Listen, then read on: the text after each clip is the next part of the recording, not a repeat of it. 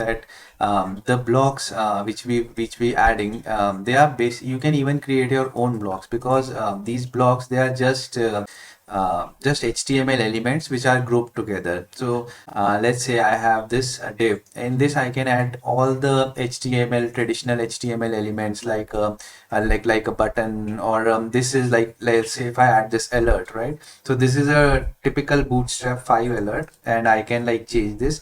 And then what I can do is I can just go here and I can save it like an alert block. And this is, and I will just select a category. So let's say I'll put this in Teams. You can change this later, and you can add. There are like 50 different elements you can add. Like if I want, I can even add a countdown. And let's say, so I have added this countdown, and I can now save this block again.